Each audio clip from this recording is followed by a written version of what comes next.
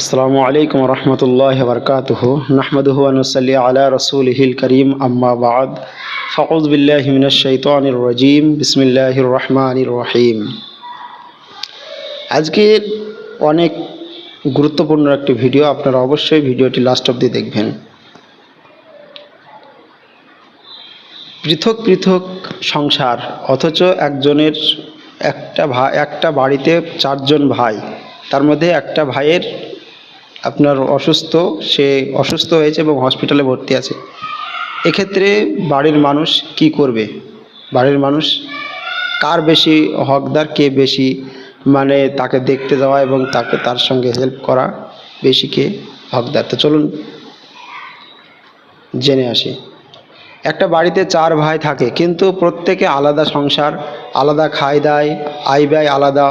তাদের মধ্যে একজনের পরিবার থেকে কেউ হসপিটালে ভর্তি হয়েছে। ইসলামী শরিয়াতের দিক থেকে এর করণীয়, যে পরিবারের সদস্য অসুস্থ হয়েছে তার চিকিৎসার দায়িত্ব সেই সংসারের স্বামী, সন্তান, বাবা মা উপরই বর্তায়।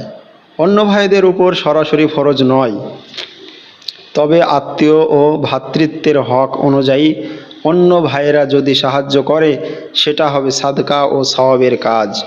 হাদিয়া সহযোগিতা করলে পারস্পরিক ভালোবাসা ও ঐক্য বাড়ে। 3 নম্বর, যদি অসুস্থ ব্যক্তি বাবা মা হন তাহলে সব ভাইয়েরই উপরই দায়িত্ব বর্তায়। সবাই মিলে খরচ বহন করবে যতটা সামর্থ্য থাকে। কোরআনে আছে, আল্লাহ রাব্বুল আলামিন বলেছেন, তোমরা পিতা মাতার সাথে সদ্ব্যবহার করো। সূরা ইসরা 23 নম্বর আয়াত, সূরা বানী ইসরাঈলের 23 নম্বর আয়াতে বলেছেন। 4 নম্বর হচ্ছে, যদি অসুস্থ সন্তানদের চিকিৎসার খরচ বাবার পক্ষে সম্ভব না হয় তখন অন্য ভাইয়েরা সহানুভূতির খাতিরে সাহায্য করবে, এতে সওয়াব রয়েছে। ভিন্ন ভিন্ন পরিবার হলে চিকিৎসার খরচ সেই পরিবারের দায়িত্ব, যার সদস্য অসুস্থ তার দায়িত্ব। অন্য ভাইদের জন্য সাহায্য করা ফরজ নয়, তবে সাদকা, হাদিয়া ও সওয়াবের কাজ। যদি বাবা মা অসুস্থ হন তখন সব ভাইদের যৌথ দায়িত্ব যে তাকে হসপিটালে নিয়ে যাওয়া, তাকে খরচ বহন করা, তার ওষুধপাতি কিনে দেওয়া, সকল ভাইয়েরই কিন্তু দায়িত্ব। আর যদি কোনো ভাই অসুস্থ হয় তাহলে সেই ভাইয়েরই একাই কিন্তু দায়িত্ব। অতএব যদি অন্য ভাই চায় তাহলে সাহায্য করতে পারে পৃথক ফ্যামিলিতে, আর যদি একসঙ্গে থাকে তাহলে সকলের কিন্তু দায়িত্ব। আল্লাহ রাব্বুল আলামিন আমাদেরকে এই বিষয়টি বুঝার এবং আমল করার তৌফিক দান করেন, এবং বেশি বেশি করে আল্লাহর জিকির আজকার করার তৌফিক দান করেন, এবং আল্লাহর কাছে সুস্থতার চাওয়ার তৌফিক দান করেন। 5টি জিনিসকে গুরুত্ব দাও 5টি জিনিস আসার পূর্বে।